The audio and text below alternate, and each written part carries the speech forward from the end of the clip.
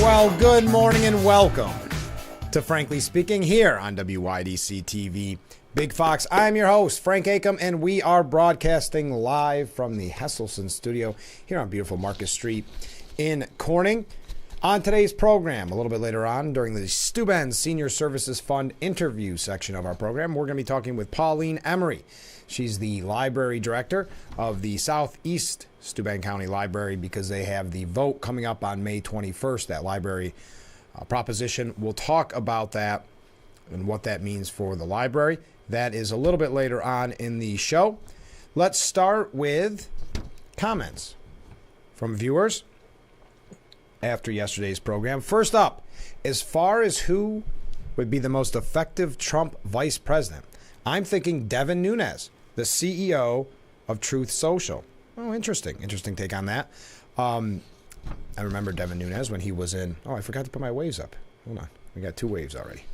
I remember when he was in Washington. Oh, that's an interesting one. That would be out of left field, as we keep talking about Trump may pick someone that we're not even familiar with necessarily. It makes me a little concerned now. Scott Jennings, look at all these.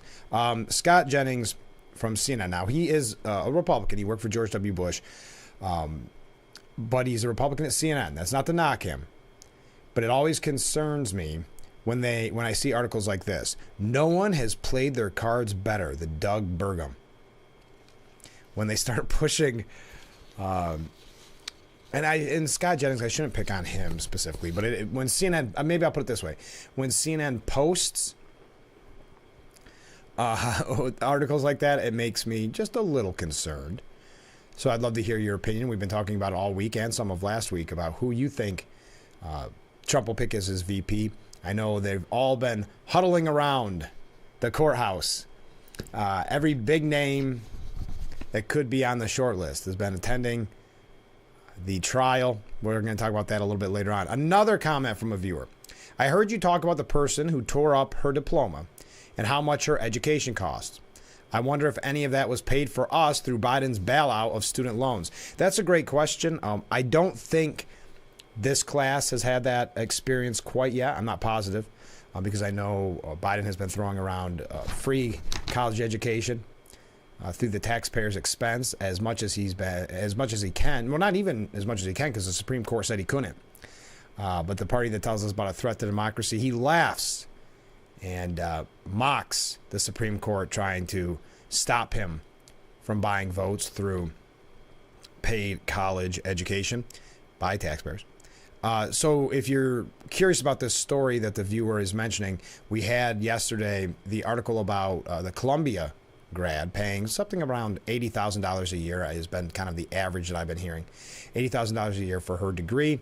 And she ripped up her diploma in a sign, in a show of support for Hamas, a show of support for the anti-Israel crowd. And the comment was, what does that do? I mean, at the end of the day, yes, I do believe, and we'll never know, I do believe she probably just called up the administrative offices and asked for another copy. But she got to prove at that moment in front of her fellow students, well, then alum, parents, loved ones, she got to show that she was the one that cared the most for this pro-Hamas stance. And boy, that means something in today's world. She will get the most likes, the most attention. Now, we're going to talk a little bit. There's not a ton about the protest, but there is a fantastic piece. And it's too long to get through all of it. But I've highlighted a few points from the piece, and it's very similar to the article I had a couple weeks ago, where the new left believes that Hamas is cool and swastikas are woke. It's very much in line with that type of, what's the word I want to look at? A glimpse into what we're dealing with the quote-unquote new left. But before that, always thinking of ways to save taxpayers' dollars. Well, we are, as we see with Biden paying for student loans. Not everyone has that same mindset. Do you like this idea or not? It's coming out of Michigan. A Republican lawmaker wants the state to pay journalists a bounty, if you will, for uncovering government misuse of taxpayer dollars. Interesting.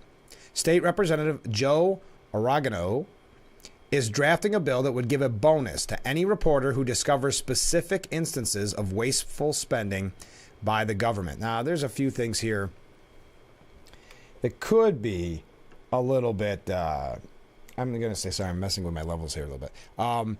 That could be, what's the term I want to use? Misused, or could be maybe a little bit overreach by the government. But he thought of the idea for the legislation after a Detroit news reporter broke the story of reckless spending at the Michigan Economic Development Corporation. A former MEDC executive committee member, Faye Badown, had secured a $20 million grant from the agency for a nonprofit. She then blew $4,500 on a coffee maker for that same organization. That kind of government. $4,500 for a coffee maker? That person, Faye Badown, must love, I assume, his or her coffee. Quote, "There is no internal control in Michigan with state government that found it." Who found it? It was a news source. So you know what I think we need to do? We need to have a bounty. He suggested reporters get a 10% cut. That could be a lot of money, a 10% cut. If a news source finds a waste of taxpayer money that has been frivolously spent like that in a manner that shouldn't be, then the news source, I believe, needs to get a cut, maybe 10%. Now, just thinking of logistics on this is kind of the mind game I've been playing with this article all morning. Who gets it? Does the reporter get it?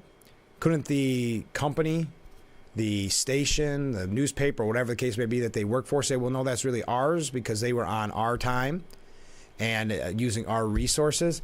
This may be more of a headache than you think. But journalists with the Michigan Press Association were less keen on the idea of free money over ethical concerns and worries that it would soon turn political. They also thought it would be a bad look as reporters are already being paid by their companies for their work. So there you go. Same similar note that I was making. Still, the representative claimed he already has a number of colleagues looking to sign on as co-sponsors. So what are your thoughts? Paying journalists. Now, another problem that I have with this is the term journalist. I think that is misused very frequently, as we've seen in media coverage. There's actually a great piece today where Nicholas Kristof, he's with the New York Times, he says the press shouldn't be neutral when they cover the threats to democracy made by Donald Trump. And this happened back in 2016, but more in 2020, where the media no longer hid their agenda. We knew this in the past. It wasn't any surprise, but now they were forthright with it. They were coming out of the woodwork and saying, we are not going to be fair because we don't like Donald Trump that much. We don't need to be fair. So that's what concerns me, not to kind of piggyback off that story, because I do believe it was done with good intentions. But the idea of journalists trying to uncover wasteful spending by the government, I'm not sure in the end of the day would be successful. But going back to that, what I was saying, journalism now is we have to bring down Donald Trump. We don't have to be fair. And that goes into my theory that I've said a million times on this program. It's why they won't cover Donald Trump rallies. And that's why I believe there won't be a presidential debate, because they use the idea that they don't want to give him a platform to quote unquote tell his lies and be a threat to democracy. So it gives them an excuse not to have you, the viewer, have the opportunity. You don't deserve the opportunity. You can't be trusted. You're not smart enough to reason, to come up with your own conclusions that Trump is a threat to democracy. So they can't even show you the presidential nominee for the Republican Party, they can't show you his rallies or what he has to say. And again, they're not hiding this anymore. Not that they have for a while. They've been pretty out there with this. But we're going to get to that in just a moment. We have so much to get to this morning. I can't keep getting on tangents this early. Quick news story. Breaking news. The start of Canada wildfire season has begun, which could see smoky skies to upstate New York this week. This coming from NewYorkUpstate.com. The fires are burning in Western Canada now, so New York won't be breathing the dense, unhealthy smoke that descended last summer. Upstate could see milky skies and red sunsets later this week as the smoke passes by about 10,000 feet above the ground. We may see a slight increase in high-level haze by Thursday, but not enough to warrant any health alerts. Boy, I don't miss those days. Okay, when we come back, we've got a few things here. We're going to start with kind of a catch-all, just try to cover as much as we possibly can, and then get into some of the nitty-gritty. We will talk a little bit about Cohen yesterday, the trial. Okay, quite a few things here about Biden, and the media's trying to do the best they can to cover up how bad inflation is, how bad his poll numbers are. We'll talk about that as well. I really want to get to that piece about kind of the woke culture today. All that much more. We're starting out with a lot of great waves. Thank you. Keep those comments coming in as we go through our first break. We'll be right back with Frankly Speaking after this.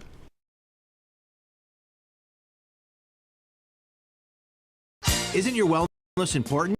Don't you want more energy? Now's the best time to make every day better and relieve those achy muscles and pains than with the Hesselson's Hot Tub. Hesselson's has hot tubs in stock and available for immediate delivery with unbelievable savings. Hesselson's offers 0% interest-free financing for up to 5 full years. Hesselson's carries the only hot tub brand in the industry with the exclusive freshwater salt system that is eco-friendly and easy to use and only enhances your hot tubbing experience. Come in today and see why your next hot tub should be a Hesselson's hot tub. And remember, it's always fun to poke in the corners at Hesselson's. Attention, this is an important message for firefighters, members of the military, and airport workers. For decades, first responders and firefighters at military bases and airports used a chemical-based foam to fight fires. Studies have shown that chemicals used to make aqueous film-forming foam, or AFFF, are highly toxic to humans and have been associated with several types of cancer. If you or someone you know was diagnosed with any of those cancers, call now for a free case review. What's up, guys? What I'm about to show you is going to change the way you shave your head forever. You can shave your head in 90 seconds or less. With no cuts or nicks. It's 100% waterproof. It even works in the shower. Introducing Remington's Balder Boss. With increased flex and 5 dual-track floating head design, get over 60% more head coverage for a faster, closer shave and skin-close results. No nicks, no scrapes. Fit in the palm of my hand, and the results were amazing. Shave in the shower or with any foam or gel. With Japanese-grade steel blades, plow through the thickest of hair. Anytime, anywhere. There's even a pop-up trimmer to complete your perfect groove. Now, you can try the Remington Balder Boss in your home for 30 days for just $14.99. Complete with a 5-year limited warranty and 100% satisfaction guarantee. You can also get our ear, nose, and brow trimmer free. Just pay separate processing and handling. Give it a try. You won't be disappointed. Order your Balder Boss now. The mass will merge. I don't want to. Phone's ringing. Who is it? Goldfish might be Hillary Duff. Juliana Hough? Nicole Scherzinger. I'm not saying nothing. You get to keep it on. Hello, Tonight. Singer. Please hold.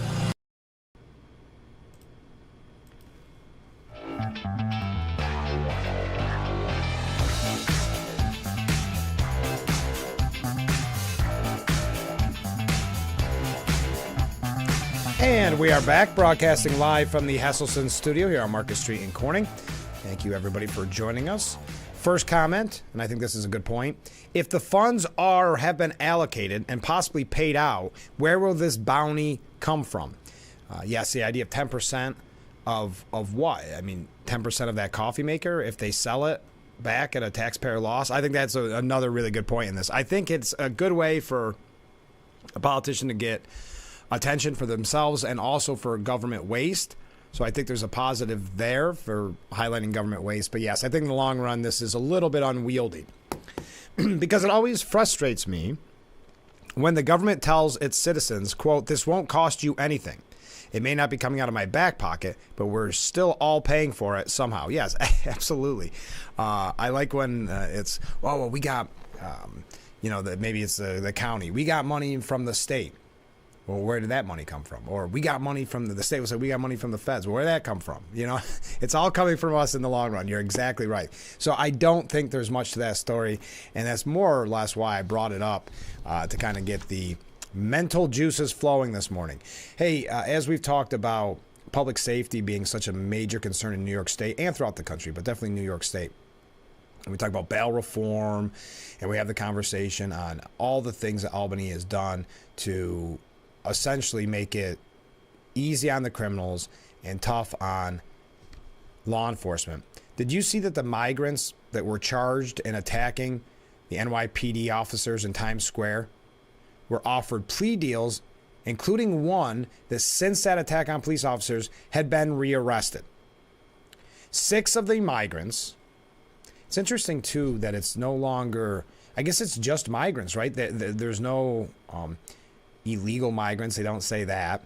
So I'm not really sure what the official phrase is, but I guess it's now migrants. 6 of the migrants, I'm rambling. 6 of the migrants charged in connection to the vicious attack of 2 NYPD officers in Times Square were offered plea deals yesterday as a Manhattan judge revealed one of the accused cop beaters was arrested again while out on bail.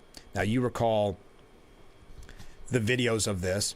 You recall them going to, when they were being arraigned or whatever the official term is, coming out of that courtroom and flipping the bird, so to speak, to the cameras, knowing that they were not going to be in trouble.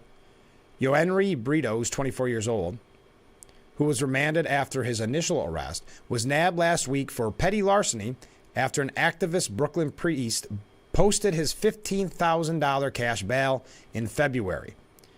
So there was this activist priest, who was paying the bail of these alleged cop beaters. I'm furious that Mr. Brito was rearrested and charged with petty larceny while he was out on this case, said the judge. I'm very tempted right now to put you in jail. I'm telling you right now, if I learn you are rearrested for anything at all between now and this case being finished, I will order a warrant and I will place bail so high you will not get out. If you're tempted to throw him in jail, why do you not throw him in jail? Quote, if you jaywalk, if you jump a turnstile, if you do anything at all, and I have to issue a warrant, you will not see the light of day until this case is over. Well, how long is this case going to take? Is that really that much of a punishment? She asked if Brito understood, to which he replied, yes. Brito allegedly tried to steal children's clothing and fragrances from Macy's. Okay. He was charged with petty larceny and criminal possession of stolen property, both misdemeanors. A Manhattan judge then set him free at his Saturday arraignment, despite the DA's office requesting $10,000 cash bail. So news of Brito's, or however you say it, rearrest came as he and Ulysses, why am I even trying here, Barroquez and Andre Gomez Izquil were offered plea deals by the Manhattan District Attorney's Office. Well, in their defense, the District Attorney's Office is very busy right now. So the plea deal seems a lot easier. I mean, they've got real big fish to fry, and that is to make sure that they bring down Donald Trump as promised. Under the proposed deal, the trio would serve a year in jail in exchange for pleading guilty to second-degree assault. 2 other migrants charged in the cop attack have been offered a separate deal to serve 6 months in prison for pleading guilty to obstructing a government administration. So that is your punishment for mob attacking police officers in New York City. That is more of an update, but also a very telling indictment of where we are in New York State. Speaking of that, because we talked about migrant issues and people say that immigration is very often their number one concern if you look at recent polls. Have you noticed now, and this is a piece from Fox News, vulnerable House Democrats are flip-flopping on immigration? I wonder why that is. Oh, that's right, election season. While they originally dismissed the border wall as silly, they dismiss any type of enforcement of our borders as almost a joke, if you will. A vulnerable congressional Democrat in the key battleground state of Pennsylvania, who previously dismissed a border wall as silly, appears to have shifted her views on immigration. I wonder why. I wonder what happened. I wonder why that. And the same goes with, they're trying to do this quick fix with Biden to act as if now they care about the border, because the poll numbers show that this is a major concern for people. But again, it doesn't really become a concern for the politicians until you're about 6 months out from Election Day. We may be a long way from the U.S.-Mexico border, but the problems created by a broken system affects us too, particularly with regard to the entry of illegal drugs into our country, says Representative Susan Wild in her op-ed last month. Her headline is, "It's time to do something about the southern border." Oh, it is now time? 3.5 years into the Biden administration, now is it the exact time.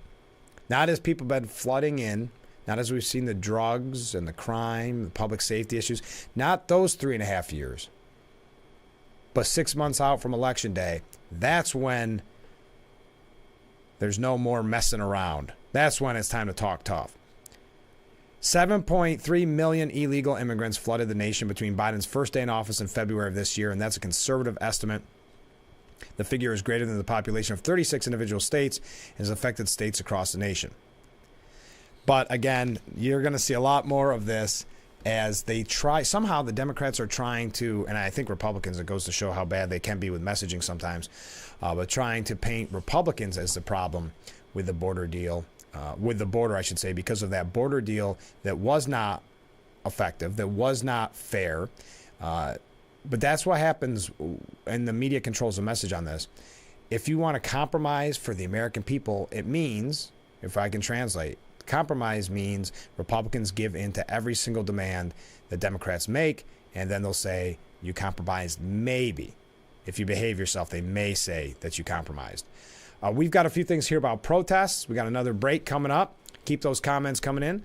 Keep those waves coming in. We got plenty to talk about. And as I mentioned during the Steuben Senior Services Fund interview this morning, right around 7:20, we're going to be talking with Pauline Emery, the library director of the Southeast Steuben County Library, as that vote is coming up on May 21st.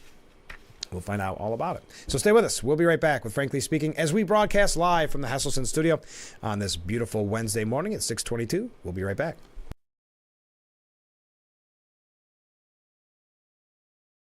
Your Elmira Pioneers are back for another great season of baseball. Home opening game is Friday, May 31st at 6:30. Hilliard Corporation and Southern Tier Custom Fabricators present Fireworks Night, Friday, May 31st. Get your tickets early. Call 607-734-2690. Elmira Pioneers, a baseball tradition since 1888. Fireworks, fireworks, fireworks!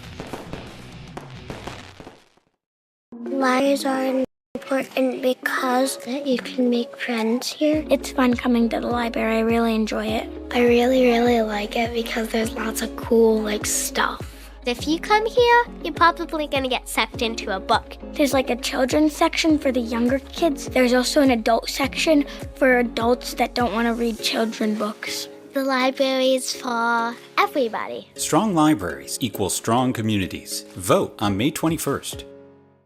The world's pizza has been baked in ovens made of stone, but you can't put one of those on the countertop in your home. Introducing Paisano, the authentic pizza oven by Granite Stone. Now make the world's most delicious pizza with real stone right in your own home. You simply set it and let it make golden, crispy, extra cheesy stone-baked pies in under 6 minutes. The secret is the dual-controlled heat zones that quickly heat the real ceramic stone up to 800 degrees so you can stone bake just like the pros. Plus, there's no gas, wood, or charcoal needed. Paisano is electric, plug-in, and portable. You can get your Paisano pizza oven for just 4 easy payments of $39.99. And we're going to drop one payment. You get it all for just 3 easy payments of $39.99. Plus, we'll ship your entire order free. Call 1-800-597-7208 or order online at buypaisano.com. Call now.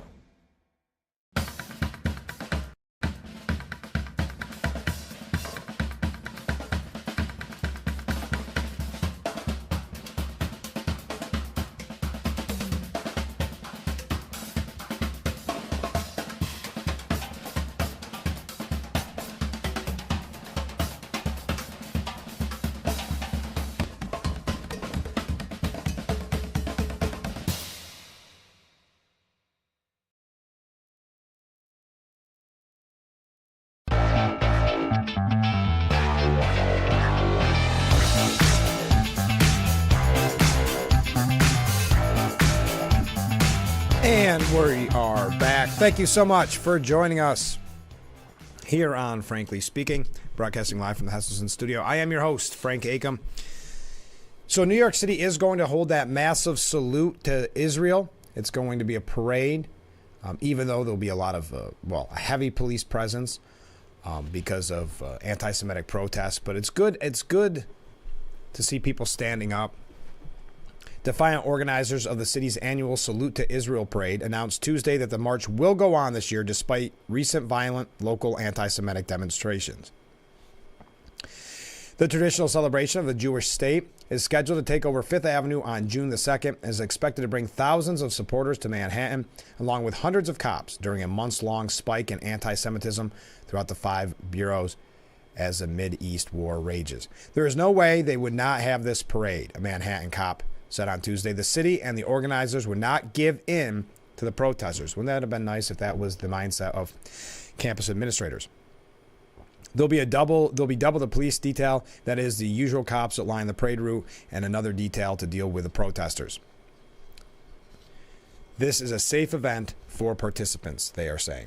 So that's great news. There is coming out of, and not that you would read this, not that you subscribe to Katai newspaper, a Palestinian columnist writing in Arabic declared this week, just to show you what we're dealing with and show you what the left is currently supporting.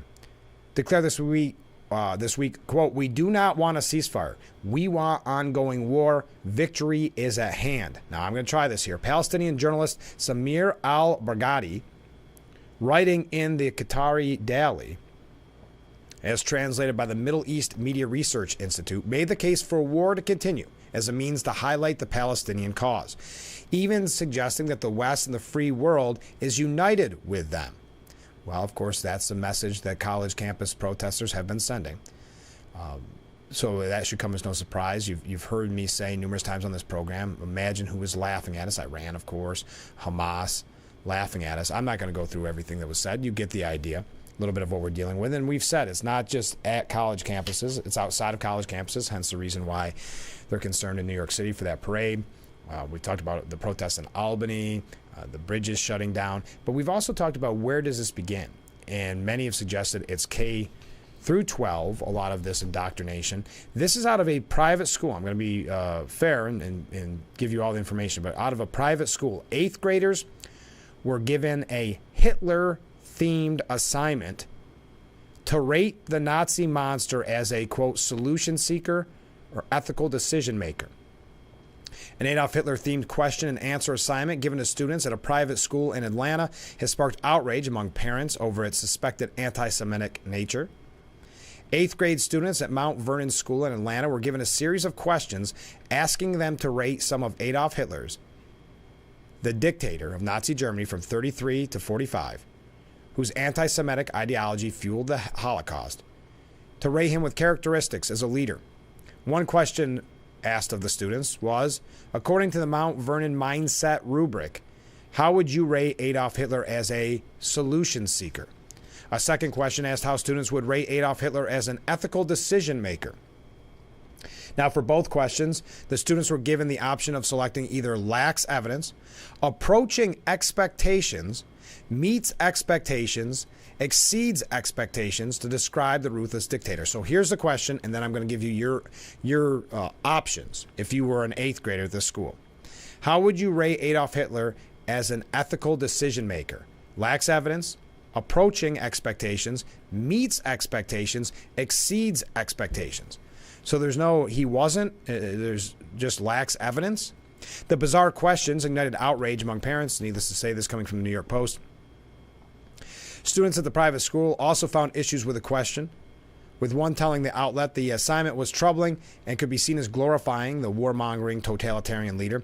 Obviously, that looks horrible in the current context, said one student. Knowing Mount Vernon, we do things a little odd around here. The student added the school is known to try to think outside the box, but shared that oftentimes that just doesn't work. Now, one student believes the school was attempting to pose a historically invoking question that required students to use their critical thinking skills. Mount Vernon officials have said they have since removed the question from the school's curriculum. Immediately following the incident, I met with school's chief of inclusion, diversity, equality, and action, head of middle school, and a concerned rabbi and friend of the school who shared the perspective of some of our families and supported us in the review of the assignment and community impact. Adolf Hitler and the events of the time period are difficult and traumatic to discuss. There you are. You wonder where it comes from. And Betsy McKay, and I do have to say, I like Betsy McKay. And I'm not 100% sure I'm pronouncing her name right. That's the problem when you only ever read things and you don't. Anyway, she's a former lieutenant governor of New York. Well, she said Columbia's Shafiq, the president, and other college chiefs must refocus on their core mission, which is education. I think, and I don't mean to say that Betsy McKay is naive because I understand her point. I think that's going in with the mindset that was their core mission, which was education. At the collegiate level, I believe, well, really at all levels, but I believe it's more about the money, getting the students to continue to pay the exorbitant amount to go to school so the administrators and the faculty can make all this money, have these endowments, have this money flowing in. I think it's number one about that. Number two, it is about pushing a political agenda, whether what we see now, anti-Semitism, or whether it's maybe the liberal agenda in general. I think that it's not about educating. In many ways, it's about indoctrinating now. And I think that's one of the things that the protests have done is open the eyes to so many people who maybe always saw kids as, oh, the crazy hippies protesting on college campuses. Well, what are you going to do? What are you going to do? But then they saw, wait a minute. They're intimidating, threatening their fellow students, Jewish students, the Jewish community. Wait, they're destroying property. They're yelling hateful, vile things. Oh, and on top of that, the president keeps giving free college education to these kids, keeps having taxpayers pay you, me, the person who's just paying attention to this for the first time. We're paying for these school loans, even though the Supreme Court said Biden couldn't do it. He laughs at the Supreme Court. What was his thing? Try me, something like that. You know how his new tough talk, don't try me, these type of things. I'm telling you, it was an eye-opener. So I understand what Betsy's saying here about education. I don't believe that is the ultimate core mission of these universities. Columbia University Shafiq says university leaders across the country need to do some serious soul searching. Good advice. She should start with her own soul. Shafiq had the wrong idea about the purpose of a university. She and like-minded college presidents are turning universities into factories, churning out social activists who are adept at shouting down their opponents, squaring off against cops, and vandalizing buildings, but who acquire little knowledge and few reasoning skills during college. And I think that's a very good point here, that there really is, it's about social activism. Look at some of these degrees that these young people are getting. It's not about an education that will help you get a better job in the future. It's about the indoctrination, pushing that agenda and being activists. Harvard, Yale, and the University of Pennsylvania are searching for new presidents. Cornell joined the ranks last week when President Martha E. Pollock resigned. These university search committees need to do more than find replacements for the departed presidents. They need to restore universities to their true mission, educating students and producing groundbreaking research. Shafiq is suffering from mission confusion. Well, she didn't. Here's the thing. She couldn't shut down the protests because those are the cash cows bringing the money in. So they can continue to push the social activism. Teaching kids that shouting down your opponent, heckler's veto, censoring others is the way to go, is the way of the world today. In a column in the Financial Times last week, she unwittingly revealed why she's failing at Columbia. This is Shafiq. She wrote that a university's mission is fourfold: education, research, public engagement, and service. She's dead wrong about that. Only the first two fit the mission of a university. Public engagement is not a university's job. Taking an official position on issues of the day, whether Israel's war on Hamas or the Paris Climate Accord, wrongly signals to students and faculty that there is only one right way to think. Community service is also not a university's mission. Yeah, well, they do believe there's only one way to think. And think about it, if you're a professor and you live in this bubble, this academic bubble. You are surrounded by yes men, the students. So you can say and do and go as crazy as you want with what you're proposing, what you're indoctrinating with, and there's nothing that they can do. And they're in a bubble where they don't have to provide anything necessarily. So they can keep going more radical and more radical and more radical with their beliefs in that bubble. But I continue. Columbia and other universities offer student credits for volunteering in invariably left-wing causes and taking courses labeled social justice. Smith offers a community engagement and social change concentration. Such courses are garbage. They're a license for leftist faculty to espouse their own viewpoint instead of educating.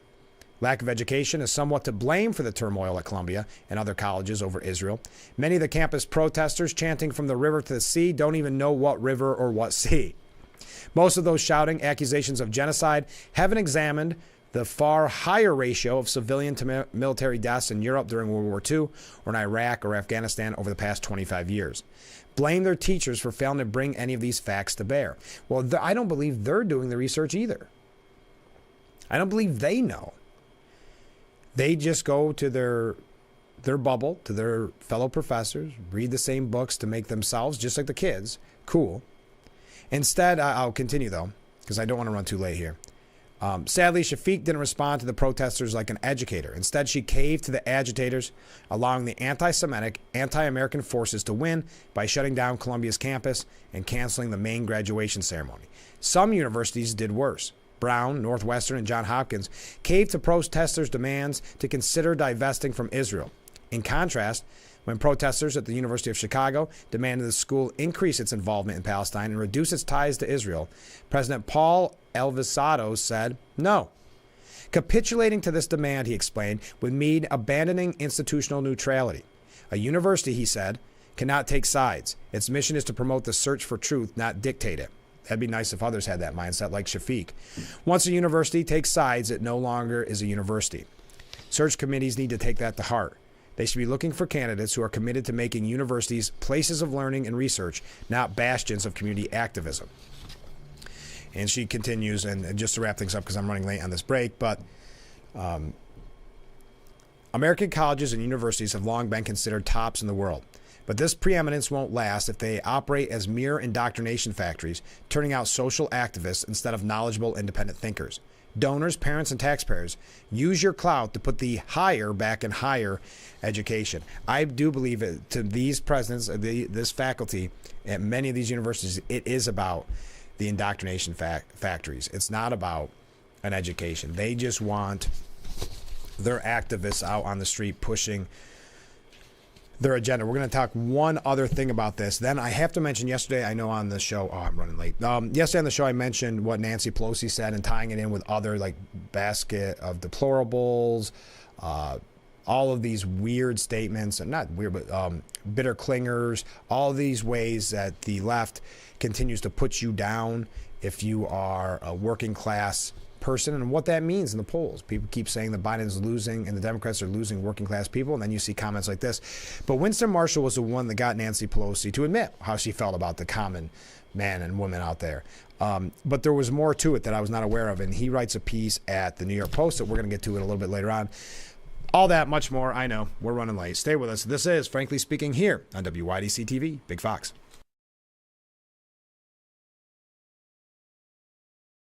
Attention, if you or a loved one regularly used hair relaxers or straighteners and were diagnosed with uterine, ovarian, or endometrial cancer, you may be entitled to significant compensation.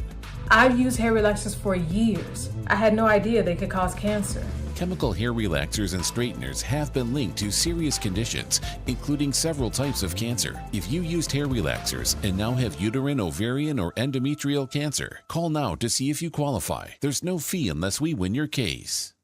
Hi, I'm Aubrey. For over 40 years, the Blaze Alexander family dealerships have been making car buying easy, affordable, with respect for your time. And we do that by treating all of our customers like family. By making sure you get the lowest rates, biggest discounts, and most for your trade. By providing clean, comfortable, and convenient service. By offering the largest selection of new and pre-owned vehicles every day. Visit a Blaze Alexander family dealership, where we're taking the deals The other guys won't. What do you do when your tire goes flat and there's no air anywhere? You reach for Bullseye Pro, the smarter, faster, hands-free way to fill it up with air. Bullseye Pro is equipped with a rechargeable lithium-ion power plant. So fast and so convenient. It's like the power of an air compressor in the palm of your hand. Look, you can inflate all 4 tires on a single charge. It has a built-in smart pressure digital sensor that gauges and automatically stops when the set tire pressure is reached. Easily inflate pool toys, exercise balls, and more. Call or go online now and get the complete Bullseye Pro inflation system for the factory direct price of just $79.99. Plus, we'll ship your entire order free, and we'll give you a 50% discount on a second one. Order now. Order call 1-800-970-9843. That's 1-800-970-9843, or go to getbullseyepro.com.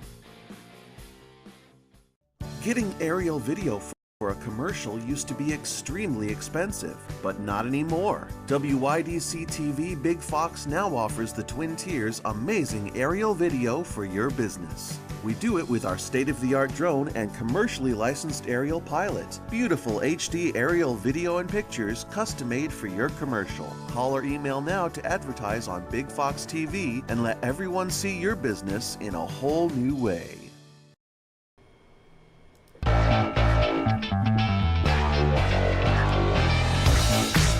Our beautiful view of Market Street on this Wednesday morning, 6:41. We have another break I have to take here pretty soon.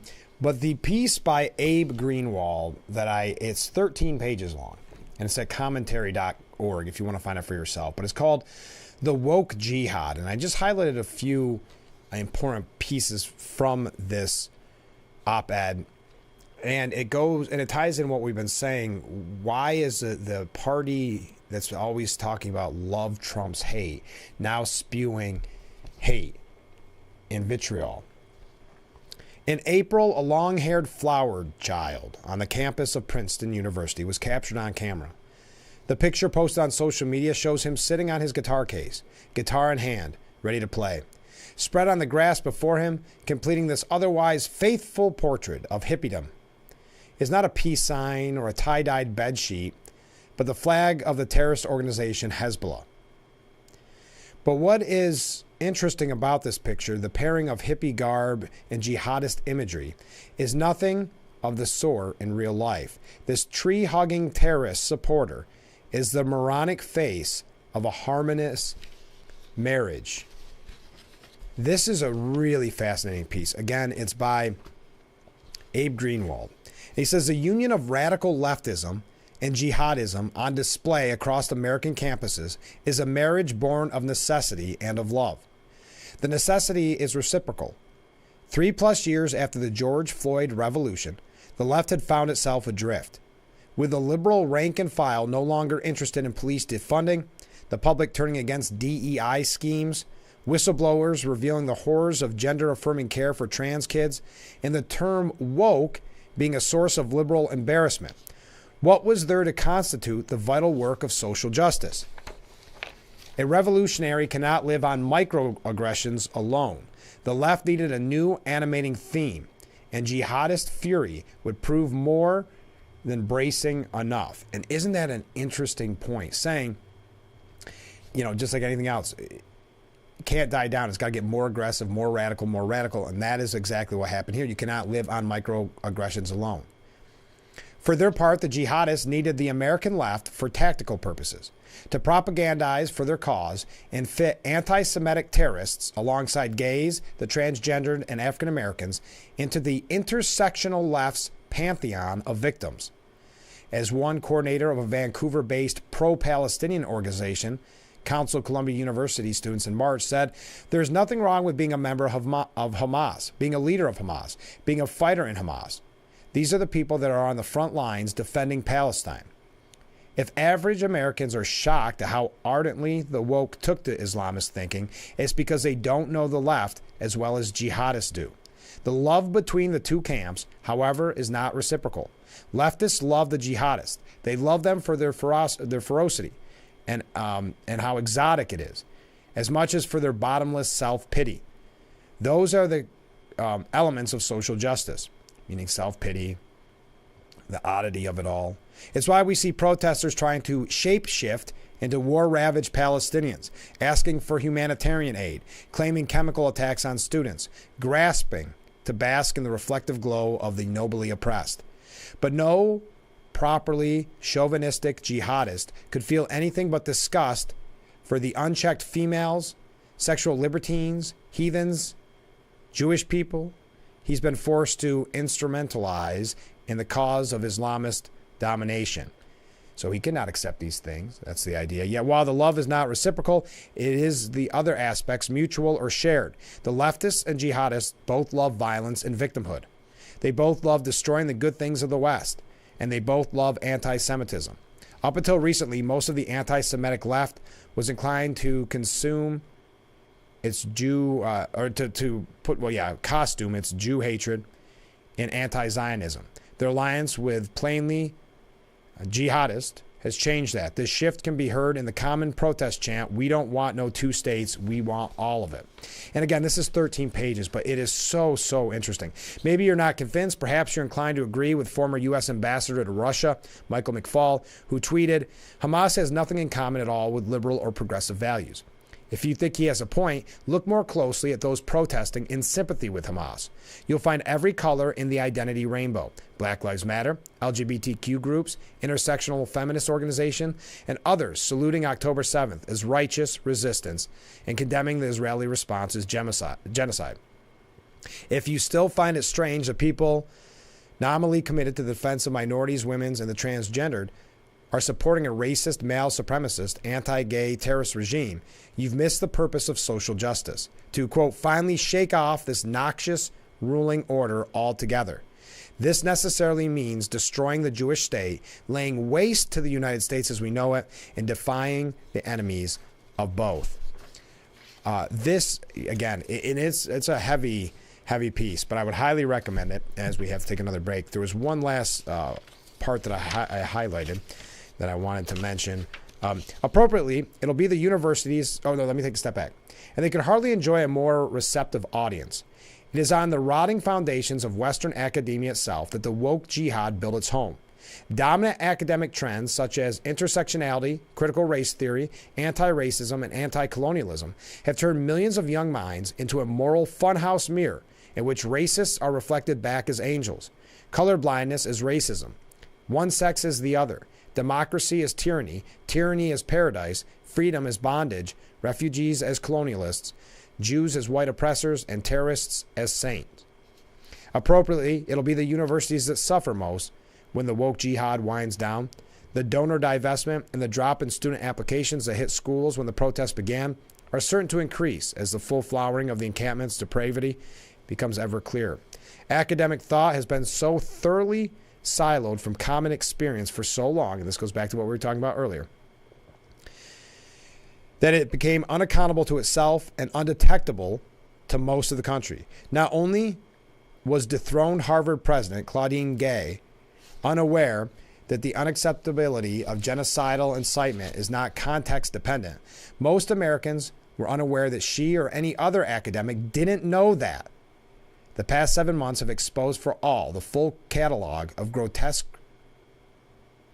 that is higher education, American higher education, which is why a backlash against the pro-Hamas encampments has come more swiftly than ones that followed the Defund the Police campaign. In the 21st century, there is a predictable arc to radical movement's progress. First, a significant segment of the public embraces it. Next, the liberal establishment responds by incorporating its ideas in policy. Then the policy produces tragic results, and eventually the public turns on the movement. Such was the case with police defunding, but polls indicate that the public is already opposed to the pro-Hamas encampments just by virtue of their existence. Meanwhile, the fraternity brothers who hoisted an American flag at the center of a pro-Hamas rally at the University of North Carolina at Chapel Hill have received more than $500,000 from appreciative patriots. Finally, and really, how could it be otherwise? In joining forces, the woke and the Islamists may have compounded their resources, but they've also compounded the disgust that the public already harbored for each group individually. The spectacle of their blended pathologies will be and already is their discrediting and their undoing not ours. What a fantastic piece by Abe Greenwald. I wish I could have read the whole thing. I know I ran fast because we are running late. So stay with us. Let me know what you thought of that. We got a lot more that we have to talk about this morning on the program, away from the protest. So stay with us. We'll be right back with Frankly Speaking here on WYDC TV. Big Fox will be right back.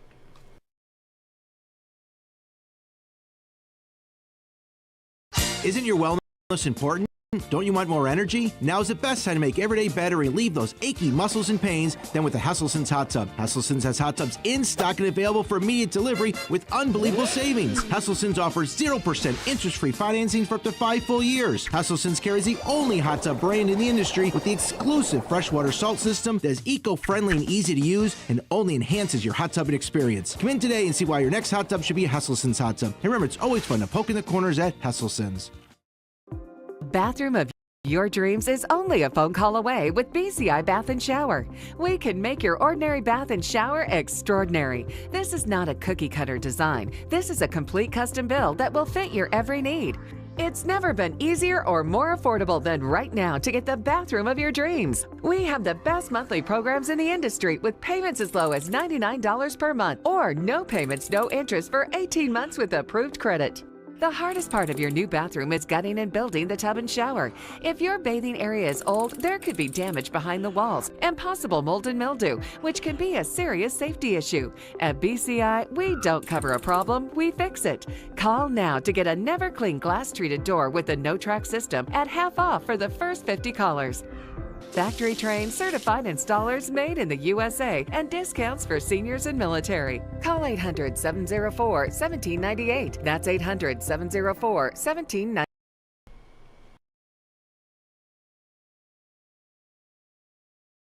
Attention, if you were a loved one regularly used hair relaxers or straighteners and were diagnosed with uterine, ovarian, or endometrial cancer, you may be entitled to significant compensation. I've used hair relaxers for years. I had no idea they could cause cancer. Chemical hair relaxers and straighteners have been linked to serious conditions, including several types of cancer. If you used hair relaxers and now have uterine, ovarian, or endometrial cancer, call now to see if you qualify. There's no fee unless we win your case. I'm Marianne Burke. I've lived here for 70 years, but I do fine right here in my house, and I want to be here as long as I can be. And I feel comfortable knowing that if something happened to me, someone would know because of the cameras that are installed in various spots in my home.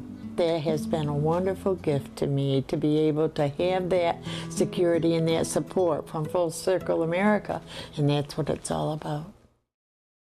Welcome to the semifinals. Fox Thursday. $250K, baby. Let's go! Will the Final Four Are the scallops overcooked? crack under the pressure? Are you leaving that oven door open on purpose? All new Next Level Chef. Then, the farmers meet the families. That's some serious butterflies. And they're I really want to know what your intentions are. getting Do you think Taylor's your soulmate? grilled. It's getting a little warm in here. Tomorrow. And we are back broadcasting live from the Hesselson studio here on Market Street in Corning. A comment from a viewer: restore sound money and force confiscation of the product of our labor. Before the Federal Reserve and fiat currency taxes were collected in a moral, voluntary system with balanced budgets. Combining fiat with taxation of labor is servitude. Stop complaining about how taxes are spent. Start complaining about how they are collected immorally, unjustly, and tyrannically.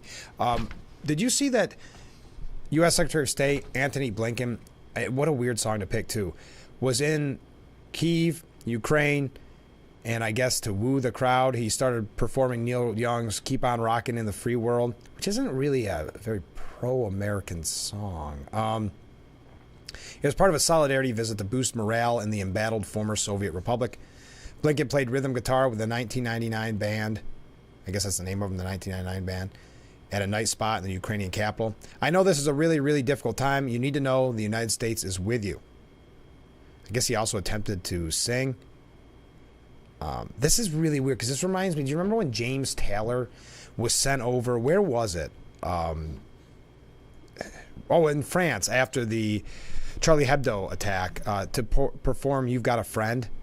Now, the interesting thing about Rockin' in the Free World, it's not a patriotic song whatsoever. It's not a celebration of freedom either. This is not the first time it's been misinterpreted that way just because of the name of it. But it's a pretty harsh criticism on the West. Speaking of that, defying the West, Vladimir Putin is set to meet Xi Jinping in Beijing. Russian President Vladimir Putin's Beijing visit on Thursday is likely to be light on hard deals, but will mark the start of his new presidential term with a show of support from his most powerful political partner, Chinese counterpart Xi Jinping. Putin's two-day mission is expected to highlight the pair's vaunted no-limits partnership in defiance from pressure from the U.S. over the Ukraine invasion. We've talked about the real serious threat of China, Russia, and Iran. China and Russia wanting to be the world's new superpower, wanting to overtake America in that position, and the power that they have, and they're not hidden with that agenda. We talked about it extensively with former Congressman Tom Reed on this program. So it's just something to keep in mind as we move quickly through a couple stories as we wrap up our number one. Frankly speaking, it's hard to believe. I would say this, and I am not making light of this at all. Let me be very clear. I would say, though, I would not want Jimmy Carter's grandson to be my spokesperson. He gives another ominous update, on the former president's health. Now, if you recall back in February of last year, his grandson came out and said he's going to hospice. It's only a matter of days, maybe a week. And then not that long ago, we saw him at the Peanut Festival, and then unfortunately and tragically at his wife's funeral. But his grandson again saying that Jimmy Carter is coming to an end. My goodness. Speaking at the 28th Rosalind Carter, Georgia Mental Health Forum, Jason Carter said he recently visited with the oldest living former commander-in-chief. People ask me how you're doing, he asked his grandfather as they watched the Atlanta Braves on television. And he said, I don't know. Jason Carter, the chair of the Board of Trustees for the Carter Center, was speaking about the importance of the global charity's work on Tuesday when he pivoted to those personal reflections. My grandfather is doing okay. He has been in hospice, as you know, for almost a year and a half now. He really is, I think, coming to the end that, as I've said before, there's a part of this faith journey that is so important to him. And there's a part of that faith journey that only can live at the very end. And I think he's been there in that space. Now, this is not the first time he said the same thing. It's very strange, but our thoughts and prayers go out to Jimmy Carter, who's been just doing great. Like you say, going into hospice so long ago. Anyway, we've got so much to talk about when we come back. We're going to talk about Nancy Pelosi, quite a few things here about Biden. If we get to it, the Trump trial, please feel free to weigh in at any time.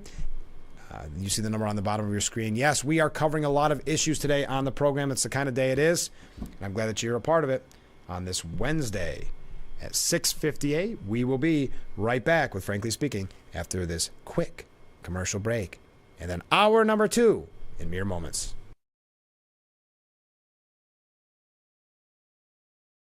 Wow, you found it.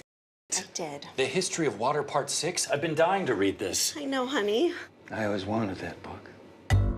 At Culligan, we get that most people don't think about water like we do, and that's okay. You see, when we install one of our high-efficiency water softeners, we're thinking about hard water and limescale buildup, so you can just think about longer-lasting appliances and softer skin and hair. At Culligan, we think about your water, so you don't have to. Call today to schedule your free water test. Was your baby fed a cow's milk baby formula such as Similac or Enfamil? If so, your child may be entitled to significant financial compensation. Evidence shows that cow's milk formulas increase the risk of NEC in premature babies, causing severe harm and even death. If your child was born premature and suffers from NEC, intestinal perforations, sepsis, cerebral palsy, or died as a result, you may have the right to sue for significant financial compensation. Call now for a free case review.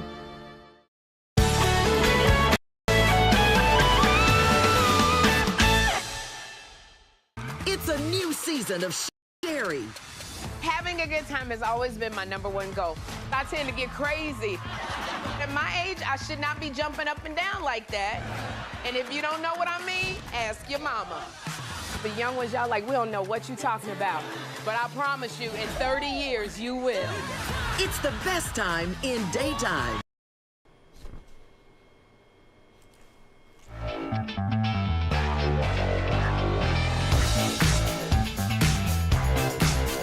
Hour number 2 as we broadcast live from the Hesselson studio. I'm your host, Frank Acom, and you're watching Frankly Speaking here on WYDC TV. Big Fox, we've had a busy first hour. Time to enter into hour number 2, as in just a little bit we'll be talking with Pauline Emery, the library director for the Southeast Steuben County Library, and that is a part of our Steuben Senior Services Fund interview section of the program. I asked this question at the top of the 6 o'clock hour. Who do you want as your VP nod if you're a Trump supporter? Scott Jennings, as CNN says, no one has played their cards better than Doug Burgum. Now, I know that Scott Jennings, he does work for CNN, so we'll do the pros and the cons. And that's the con. And Republican campaign advisor is a former special assistant to President George W. Bush and a former campaign advisor to Senator Mitch McConnell. Okay? So, again, this is a CNN. He believes Doug Burgum has done a wonderful job thus far.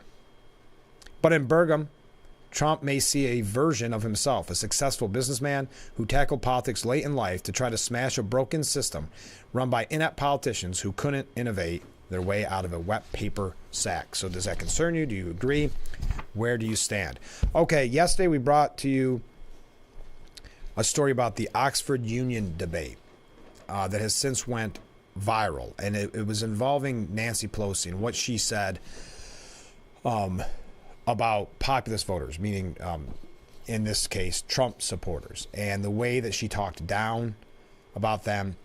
And the video has went viral, and the event was called, or was asked the question, was populism a threat to democracy? Well, Winston Marshall, who's a musician, writer, and podcaster, he's the one that got Nancy Pelosi to, I guess for lack of a better word, show her true colors on this. And this is what he had to say, and this is from the New York Post. I could have gotten her on her and her husband's stock trading, but I thought that would be bad taste. Or on the casual flaunting of her decadent ice cream collection mid-pandemic, remember that? That would have been a rather cheap shot, don't you think? It was quite the opportunity I had in front of me. A debate on populism and its supposed threat to democracy with one of the very people the American populist movement has been most inspired by. Former Speaker Nancy Pelosi. Best stick to her political hypocrisies, I concluded, of which there are plenty. Too many even for the 10 minutes of speech time. Too many even for the 10 minutes of speech time. It was rather curious that Madam Pelosi would even agree to such a debate. And that's why I guess I wasn't familiar with it until after we saw the quote yesterday. I've never seen the 84-year-old do more than 5-minute puff pieces in the usual fawning mainstream media outlets. She was brave, I thought, but given how unprepared she turned out to be, what I mistook for courage was actual naivete. So just as she peppered her speech with the same old smearing of working people as ethno-nationalists, I seasoned mine with evidences of her hypocrisies. Would she condemn the June 2020 federal courthouse insurrection in Portland, Oregon by radical progressives? Remember, the one that lasted the entire month? No, she was more concerned with January 6th, insisting to the room of Oxford students that it had been incited by Donald Trump. Okay, that was a dark day, I agreed. But would she condemn the Oregon incident? She stared at me blankly. Trump, who she would not refer to by name through her speech, was the real threat to democracy. So much so that the paradoxically named Democratic Party should do everything in its power to subvert democracy in order to protect democracy. And that's like what we've been talking about just quickly this morning, but we're going to get into deeper, where the gentleman from the New York Times saying that they don't have to be fair. The media doesn't have to be fair because they have to bring down Donald Trump. We'll talk about that in a moment. Trump should have accepted the 2020 election. I baited. So he said, yeah, Trump should have, through Nancy, he should have accepted the 2020 election. So too should Pelosi have in 2016, instead of claiming it was hijacked. And not realizing the trap that had been set, she interrupted by saying it was, adding, that doesn't mean we don't accept the result of it. There we have it. In one breath, calling into question the legitimacy of the election, and in the next breath, saying she accepted an illegitimate election. The politicians are all the same. It turns out I did not have to expose her disdain for ordinary Americans in my speech. She did it for herself. I encourage you to watch the video of the event. In a long, self-contradictory, incoherent ramble, she claimed ordinary Americans were blocked from making good decisions because of their culture and because of their God. And I mentioned it yesterday, essentially saying you're not smart enough because of your religion or your beliefs or your belief in the Constitution. You're not smart enough to understand that she knows what's best for you. It was the basket of deplorables all over again. I lost count of how many times she blurted out the word ethno-nationalist, a new buzzword adopted by the left, having given up on alt-right, racist, and uneducated. All these have lost meaning, given their brazen, repeated misuse and abuse. And before my very eyes, whilst in one swoop decrying demagoguery, she then engages in it. Seeing as we were at Oxford Union, I'll give you the Oxford English Dictionary definition of the word. Political activity or practices that seek support by appealing to the desires and prejudice of ordinary people rather than by using rational argument. For Pelosi, the prejudice she plays to is that of the elites. The prejudice of America's coastal elites who sit with upturned noses at the concerns of the flyover underclasses. The prejudice that ordinary working Americans who vote conservative must be white nationalists. MAGA Americans are surely white supremacists. It's a lie, and how better to illustrate it than to see the rise in popularity of Trump among ethnic minorities. Both national and battleground state public polls consistently show Trump at this point drawing more support from black and Hispanic voters than any Republican nominee since at least 1960. Are we to believe that America's minorities are converting to white ethno-nationalism? Perhaps Madam Pelosi, 36 years atop the dizzying heights of D.C., have blurred your concept of reality. She is a demagogue, and I mean that literally. I went into the prestigious Oxford Union debate with small ambition to call out the ex-speaker's various hypocrisies, but it turns out I didn't need to. She exposed herself. No wonder she fears populism. She is the embodiment of an elitist ordinary Americans are finished with. I had to update you on that from yesterday.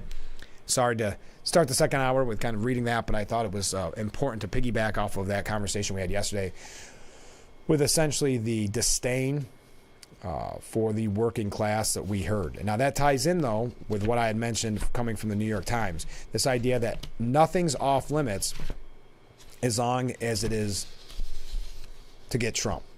Nicholas Kristof, who, of course, is a Pulitzer Prize-winning journalist and author, said the American press must not dispassionately observe our way to authoritarianism. So the idea is they can't just sit idly by and let someone that they don't want in the White House get into the White House. Now, we've seen this since 2016. We've seen it since Trump went down the escalator, what the media was trying to do. But at first they hit it. Even though we saw the bias, we saw the attacks, we saw the non-scandals turned into scandals, etc. So we saw it, but there got to a point where they became emboldened to speak out and say, this is exactly what we're doing. We're not being fair. We're not covering this in a balanced way. Our job as quote-unquote journalists is to now bring down the former president of the United States and perhaps future president of the United States and Donald Trump.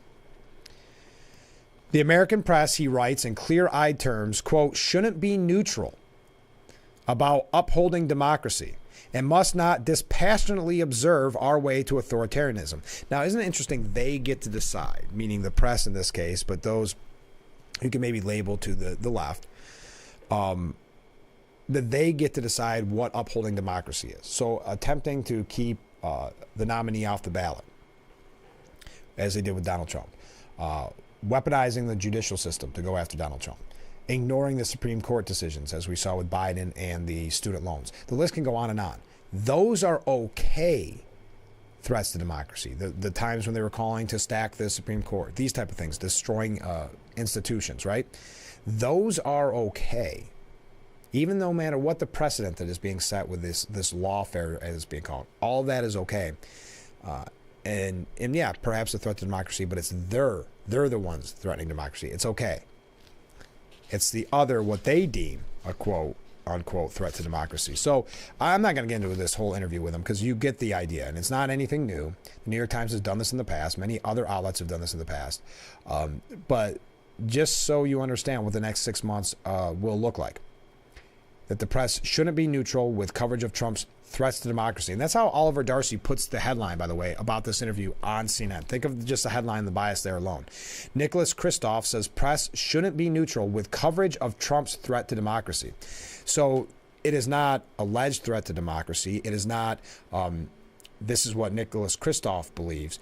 It literally says in this headline, with coverage of Trump's threat to democracy, as if that is a fact. So what Oliver Darcy is doing is playing along with Nicholas Kristof and saying, we agree. We're not going to say it in so many uncertain terms, but we're going to put it in the headline that we are in the same camp as you. Nicholas Kristof says press shouldn't be neutral with coverage of Trump's threats to democracy. So it is not even denying the fact, it is telling you that they've already accepted the quote-unquote fact that Trump is a threat to democracy. And the New York Times staff in general says that there is an unwillingness to tolerate dissent. Well, what do you expect when you have Nicholas Kristof, New York Times journalist, who's releasing a book, coincidentally, Chasing Hope, A Reporter's Life. Okay, kind of full of yourself with that name, huh? What do you expect when he's coming out and saying that they don't need to be fair? New York Times reporters are circulating a draft of an open letter to Joe Kahn, criticizing the paper's top editor over comments they said were dismissive of young reporters. In a series of recent interviews with outlets, Kahn weighed in on Joe Biden's criticism of the Times, reporting on his administration and campaign. But the executive editor also raised what he saw as some of the challenges of hiring younger journalists, who he said are not, quote, fully prepared for what we are asking our people to do, which is to commit themselves to the idea of independent journalism. Young adults who are coming up through the education system are less accustomed to this sort of open debate. Well, that's very telling. This sort of robust exchange of views around issues they feel strongly about, but they may have been the case in the past. Expanding on the comments, he said the newsroom was not a safe space.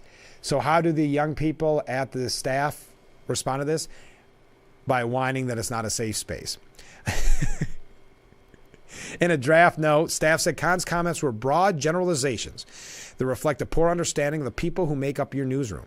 Further, staff said that they felt that they were actually fewer opportunities for an exchange of ideas, and argued that a diverse pool of perspectives was needed to protect not just the independence, but also the empathy of our journalism. And I think that is a good point from the younger journalists. What they're basically saying is, how dare you put this on us when how could we have a different point of view when everybody is a liberal hired at the New York Times? Instead of engaging in robust exchange, we are increasingly discouraged from speaking up at all. We are told that it is only appropriate to express concerns or even earnest questions in one-on-one conversations with people who outrank us. Far from open-mindedness, this policy communicates the opposite, an unwillingness to tolerate dissent. Your staff is not full of activists trying to impose their views on the report. Rather than tribalism or ideology, those who voice concerns do so in the interest of accuracy and fairness to make the New York Times into the best version of itself. Well, this is a larger picture with the problem with the New York Times. Obviously, how many conservatives do you think work at the New York Times? But their stated goal now is to no longer be fair, and it is to go after the threat to democracy that is Donald Trump. Not go after lawfare, not go after this trial, but to go after Donald Trump. We've got so much more to talk about, and I'm already running late. We're having fun this morning. I am anyway. I hope you are too. Keep those comments coming in. We'll be right back with Frankly Speaking here on WYDC TV. Big Fox, please stay with us.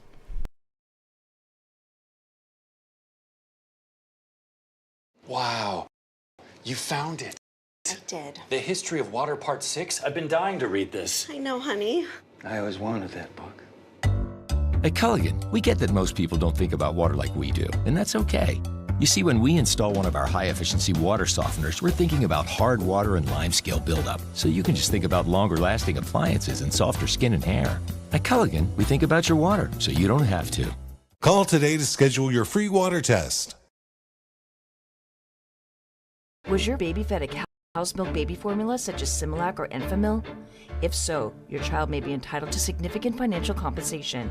Evidence shows that cow's milk formulas increase the risk of NEC in premature babies, causing severe harm and even death. If your child was born premature and suffers from NEC, intestinal perforations, sepsis, cerebral palsy, or died as a result, you may have the right to sue for significant financial compensation. Call now for a free case review.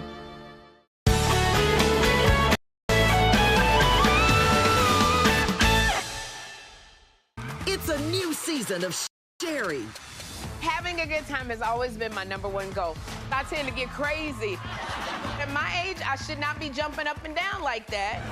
And if you don't know what I mean, ask your mama. The young ones, y'all like, we don't know what you're talking about. But I promise you, in 30 years, you will. It's the best time in daytime.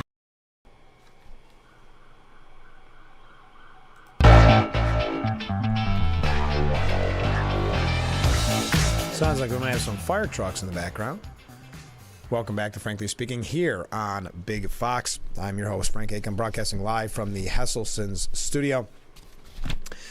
Okay, just as an update from yesterday's program, Jen Psaki, according to Piers Morgan, can't hide the truth about blundering Biden. And of course, this was when she put in her book that the president didn't check his watch numerous times when the U.S. soldiers that were killed in the botched Afghanistan withdrawal were returning home. Yes, we all know that it is a lie because we all saw him do it. News cameras caught him looking at his watch at least twice during the ceremony, and families of the dead soldiers said he did it many more times. And I'm not going to go through what everybody had to say. This, again, is just a piece by Piers Morgan. I'd like to get your take on it.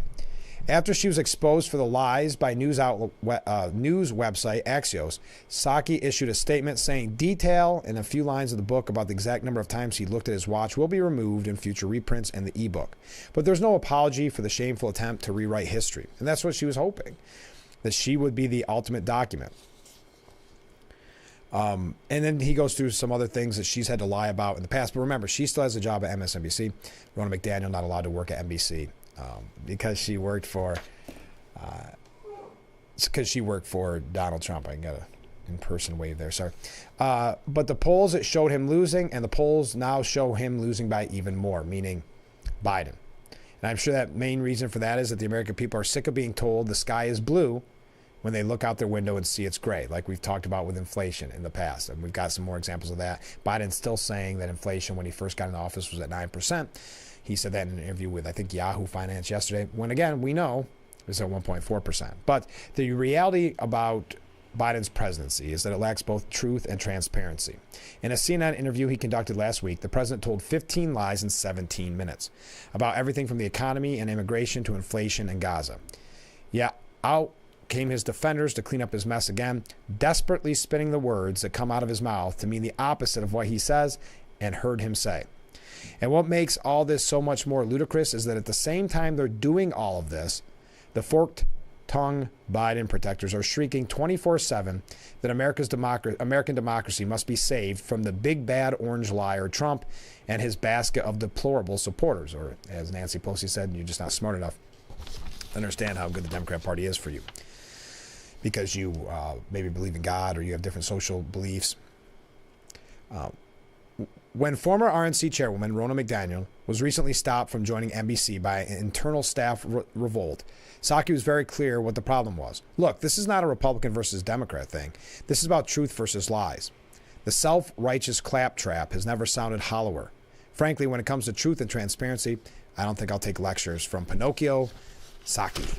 That is from Piers Morgan, just as a piggyback off of yesterday's topic. And again, Fed Chair Jerome Powell says inflation has been higher than they thought. He reiterated that inflation is falling more slowly than expected. That's a pleasant way of putting it, isn't it? Likely keeping interest rates elevated for an extended period. We did not expect this to be a smooth road, but these inflation readings were higher than I think anybody expected. What that has told us is that we need to be patient and let restrictive policy do its work. Isn't that interesting? It's always higher than anybody expected. No one ever expected this when it's a Democrat president. Kind of interesting admitting it. But again, inflation is something that's fascinating because they can tell us as much as they want that it's not bad, that the economy is good, everything is hunky-dory. But then when we go to the grocery store, we know how it hits us. We know what our bank accounts look like under this administration. Joe Biden, again, as I mentioned, and this is with Yahoo Finance, yes, that the inflation was at 9% when he took office. That is a lie. He's hoping that the media, and they do, write it word for word, unchecked. I think inflation has gone slightly up. Tell me if this sentence makes sense. Hold on. This is the sentence that the president uttered to Yahoo Finance. Tell me if this makes sense. I think inflation has gone slightly up. It was at 9% when I came in, and it's now down around 3%. I think inflation has gone slightly up. It was at 9% when I came in, and it's now down around 3%. Okay? But the fact is, I think people are just uncertain. That's why we got to be steady and stay the course and continue to produce these incredible jobs. Now, there's so much that you could dissect in that one sentence, but it was not at 9% when he entered office. It was at 1.4% when he first entered office. Inflation did not reach 9.1% until nearly a year and a half after he had been in office. Knowing that he will fully get away with it and the media will not call him on it, allowing him to push that narrative. We're going to talk a little bit about Biden polls when we come back. A few things here about President Trump. I know we're covering a lot this morning. Did you see Mike Johnson was at the trial? Kind of interesting. I did not realize he was going to be there. I don't think that means anything for the VP run. I'm not saying it like that. But Trump had the big guns at the trial yesterday. The midday press conference featured two of Trump's former campaign rivals, Doug Burgum, who, again, Scott Jennings of CNN says is basically the guy to pick, and entrepreneur Vivek Ramaswamy. And I know we've got some viewers out there that really like Vivek Ramaswamy, as well as Representatives Byron Donalds and Corey Mills, both from Florida. Again, asking the question, who would you like to see? I know they're starting to take odds to see who will show up at the courthouse. I was surprised, though, Mike Johnson. Kind of interesting. I know I bring him up quite a bit. But I don't think he's in the hunt. All right, we got to take a break. Stay with us. Enough chit-chat. We'll be right back with Frankly Speaking here on WYDC TV, Big Fox.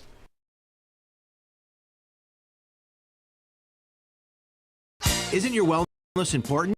Don't you want more energy? Now's the best time to make every day better and relieve those achy muscles and pains than with the Hesselsen's Hot Tub. Hesselsen's has hot tubs in stock and available for immediate delivery with unbelievable savings. Hesselsen's offers 0% interest-free financing for up to 5 full years. Hesselsen's carries the only hot tub brand in the industry with the exclusive freshwater salt system that is eco-friendly and easy to use and only enhances your hot tubbing experience. Come in today and see why your next hot tub should be a Hesselsen's hot tub. And remember, it's always fun to poke in the corners at Hesselsen's. Vehicles are in-house and on display with more on the way. If you're in the market for a new vehicle, visit Elm Chevrolet. Search Elm Chevrolet's entire new vehicle inventory at elmchevrolet.com. Together, let's drive. Rated the best hearing aids of 2023 by Forbes, the Audion Atom 2 series offers superior sound quality and functionality for a fraction of the price. For just $189 a pair, the Atom 2 features 4 different hearing modes for all types of hearing loss. It packs crystal clear sound, a nearly invisible design, and is even rechargeable. I actually like them better than my old $5,000 hearing aids. They're so comfortable, I forget I'm wearing them. And the sound is amazing. The Atom Pro 2 is our smallest hearing aid yet, featuring advanced background noise cancellation, and is the world's first hearing aid with built-in UV cleaning that kills 99% of bacteria. I could not believe how my hearing and life changed without seeing a doctor or having a hearing test. Join over 500,000 happy customers today and get the hearing you deserve. Call 1-800-434-9816 or go to audionhearing.com to get your pair of Audion hearing aids starting at just $189. In a game of few words, Urkel, glasses, nerd. It pays to know your nerds. If you guys didn't get nerd with me sitting up here on this show, 25 words or less. Weeknights at 5 and 5:30 on Big Fox. And something with a diamond in it. Diamondback rattlesnake. It's in the name.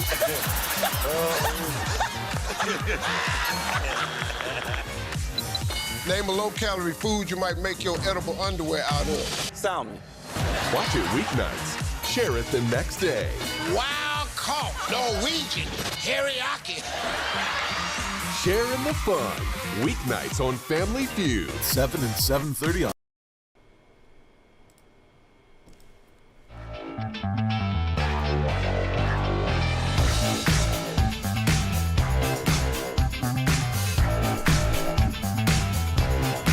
We are back. I can't remember if I read this comment from a viewer.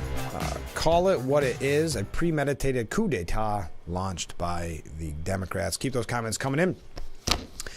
Thank you to the viewers sending in. We had quite a few comments so far today. So I mentioned the polls, Biden pollsters, his own poll people, admitting that the harsh truth about the president's standing with black, Hispanic, and younger voters. And we've seen for ourselves about the young voters on college campuses, calling him Genocide Joe, these type of things. That's why he has, unfortunately, made that decision to be, to change foreign policy for those young people and for their votes. All of the data consistently shows that our campaign needs to do better with younger voters, with black voters and with Hispanic voters. Top Biden campaign pollster Jeffrey Pollack told the New Republic. Sorry, I jumped ahead here. Surveys released Monday by the New York Times, Siena College, and the Philadelphia Inquirer showed Biden trailing Trump in 5 critical swing states that he won in 2020: Arizona, Georgia, Michigan, Nevada, and Pennsylvania, while Biden was leading in Wisconsin. Now, we do have to take another short break. I know that was quick, but we want to talk with our guest, and I want to have plenty of time. Our guest, Pauline Emery from the Southeast Steuben County Library, coming up next, so stay with us. Keep those comments coming in. Oh, by the way, one other quick thing. With sagging polls, could Biden hurt Democrats in critical New York House races? Interesting. This coming from, Kevin Frey writes it, and it was on Empire Report this morning. The president is underwater in my district, said Representative Mike Lawler. Lawler is one of 4 Republicans looking to win re-election in New York's congressional districts that Biden carried 4 years ago. The others are Mark Molinaro, Anthony D'Esposito, and Brandon Williams. All have been openly critical of the president. So will this hurt Democrats with the polling coming out on Biden? All right, when we come back, Pauline Emery, stay with us. This is Frankly Speaking here on WYDC TV, Big Fox.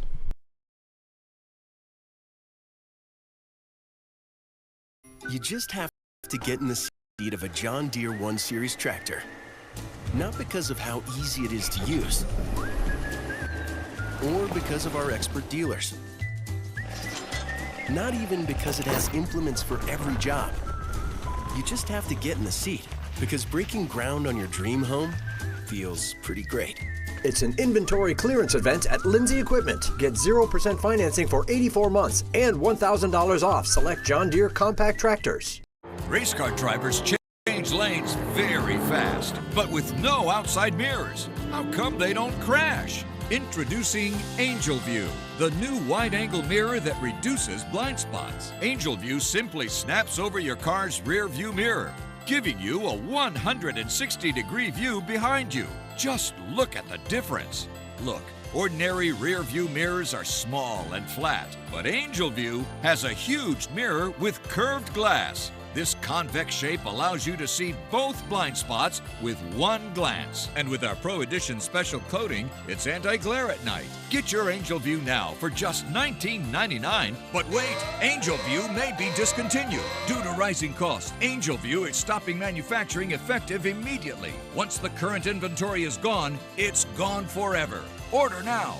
Call 1-800-897-0371 or visit getangelview.com. Order now.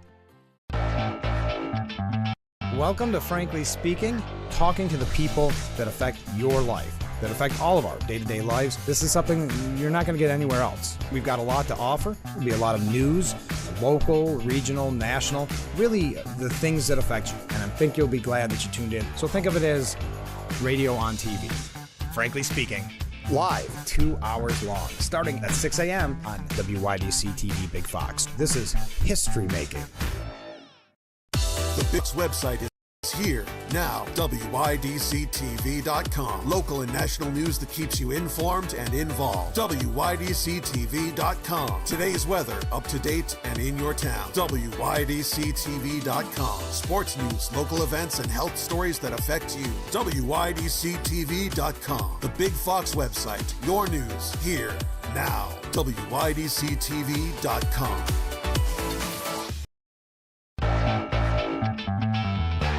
Welcome back to Frankly Speaking here on WYDC TV Big Fox, broadcasting from the Hesselson studio. And this is the Steuben Senior Services Fund section of our program. We're being joined by Pauline, the Library Director of Southeast Steuben County Library. Good morning.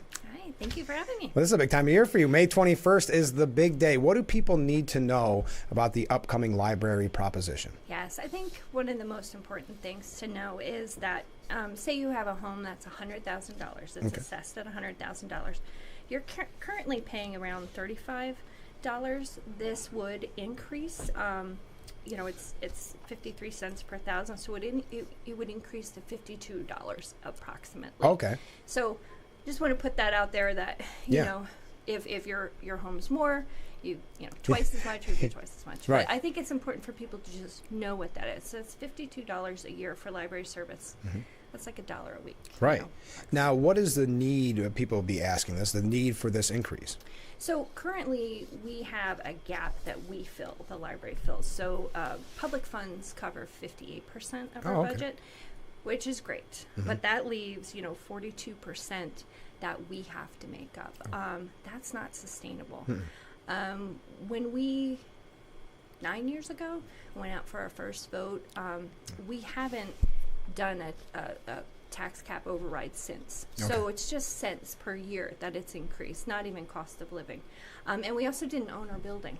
So now we own our building, 2017. Yeah. It's like, surprise! Which is a great thing, but that also comes with that cost. So that wanting to really focus on that capital separate from your operational budget is definitely what we need to do.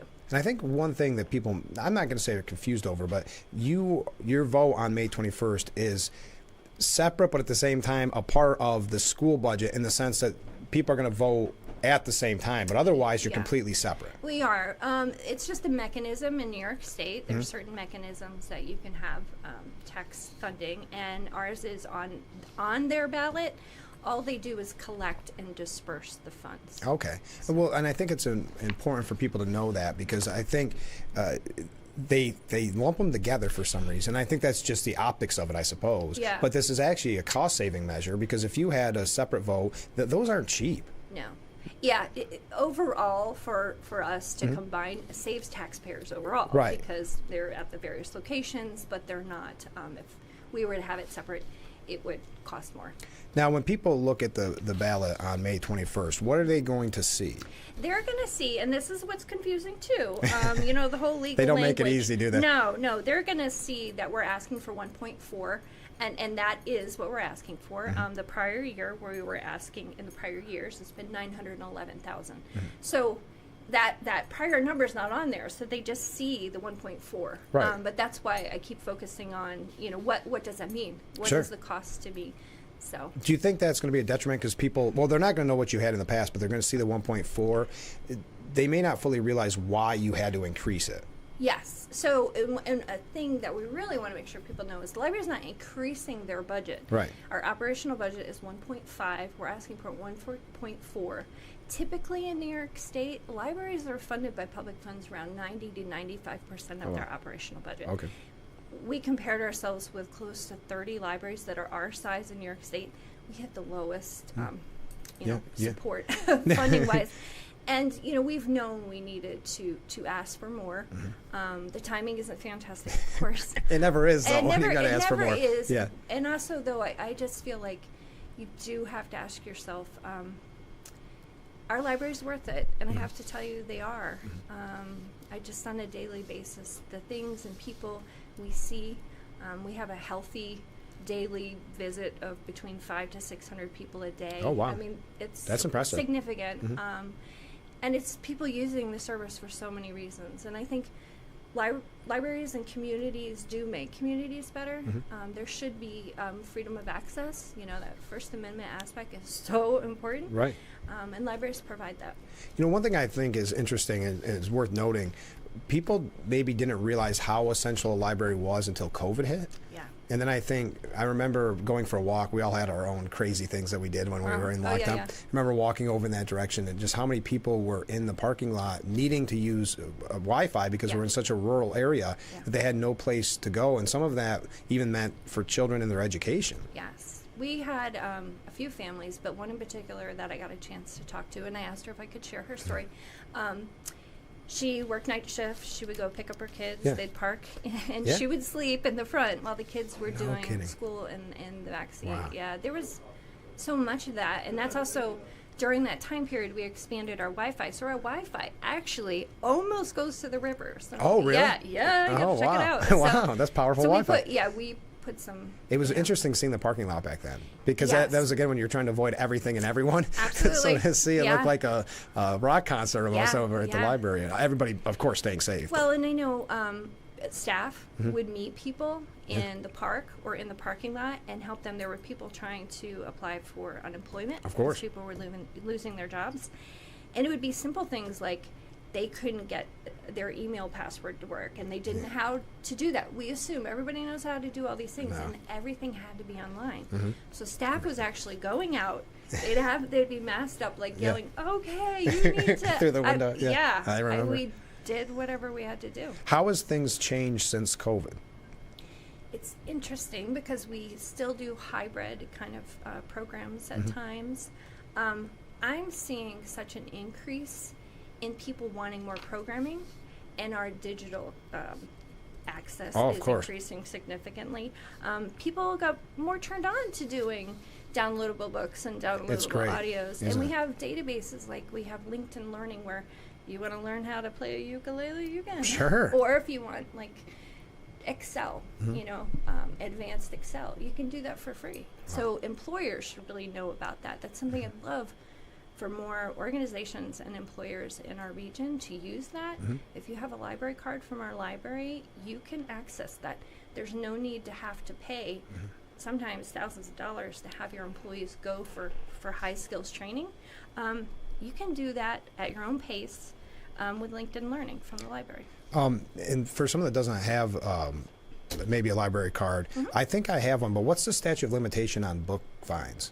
So we don't. I'm just kidding. We don't have fines anymore. So okay, so I could be good. I should renew. Okay, I should renew my my library card. Yeah. But I want to talk about some of the services that you offer because I think you mentioned some there. But for someone that maybe doesn't use a library that often or maybe ever, this may be a hard sell, right? To ask for an increase because you say, well, I don't go over there. I don't. And some people still think of the libraries as just books and So what would you say to someone that maybe hasn't used the library in a very long time? It's such a vibrant place. I always refer to it like walking in a beehive, and I mean that in a good way. In children's, you'll see the weekly story programs. You'll have the GED classes BOCES putting on at the other end of the library. You'll have Coffee, Tea, and English, which is a ESL type conversational English program that happens after that. Then you have like the gaming crew that comes in, and it's all different ages playing games, board games. And then you have your traditional library users. You have people coming in because their printer doesn't work, or I have this on my flash drive. I need it printed. I need a fax. At that same time, there's staff in other locations. We do lots of outreach. So the schools, daycares, they're all getting visits from the library, and it's that promoting literacy, which we know is another thing, lesson learned from COVID, how vital and important that is. And that was something that I really see people like the light bulb going off. Like, we need to get our kids in the library to physically take out books. And it's happening. That's great. Use is increasing, not just digitally, but internally, people checking things out. And just the community room space. We have organizations, we have groups of people, anywhere from, knitters, or say there was like a Bible study group, or a, Girl Scouts, Boy Scouts, you name it. Well, it's a great conference. They're using the rooms. So it's a community space above everything. I think it's just that connecting people with resources and each other. Have you seen an increase in, for lack of a better term, attendance to the library in these last few years? As a steady, so it's steady. It's steady, and it's getting closer to pre-pandemic levels. Okay. In fact, teen use and children's use are Yeah. close to what they were before. Oh, that's great. So that makes me happy, and even adult programming is going up. We're getting more requests for programs. Our programs fill up quickly. We would love to provide even more, but it's just keeping up with the demand, which is a positive thing. Which is a good thing. Yeah, exactly. Just out of pure curiosity, do you find that it's still more people renting out the hardcover books or hard copy books, or is it more going the e-book way? Still predominantly hardcover, but exponentially, it's like, oh goodness, 100. So we have Hoopla, and Hoopla is a service where you can download movies, you can get books instantly online. Oh, wow. You can get audios online with no waiting, and from inception, that's increased 118%. I mean, that's the kind of leaps and bounds that we're seeing. Of course, those things cost. Of course.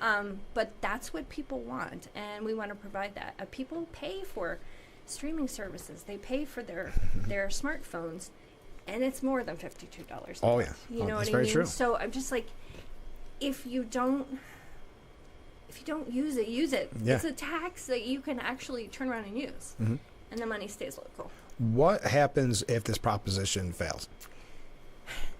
Sadly, there's no way to keep up with that demand if the funding's not there. Staffing, all that sort of thing is contingent on us balancing the mandates that we have through New York State and wanting to provide the best service as possible.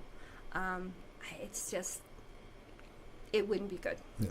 We're talking about the vote on May 21st. It's the same location where you go to vote on school board and the school budget. It's from 11 till 8. Just before we go, what would you say to the viewer out there before they head into the vote, into the booth? I guess it's not a booth anymore. Yeah, I've done a lot of thinking about this, and the one thing that always comes to my mind is I think about what kind of community do I want to be a part of? What kind of community do I want to live in? What do I prioritize? And I always think like the education aspect, and that doesn't end with school. It includes school, but it's from birth to when you're a senior. That lifelong living, there has to be places when you're within your community that support that, and there's no better places than libraries. And where can people find out more about the services that you provide and offer? So you could look at our website. It's www.sscllibrary.org. Okay. Well, thanks so much for doing this, and everybody get out and vote. Mark your calendar. May 21st is the vote, and best of luck. Thank you. All right. We'll be right back with Frankly Speaking here on WYDC TV. Big Fox, stay with us.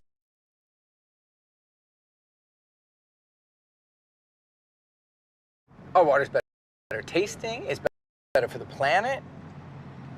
That's great, sir. Can I take your order? Oh, number 3. At Culligan, we get that most people don't think about water like we do, and that's okay.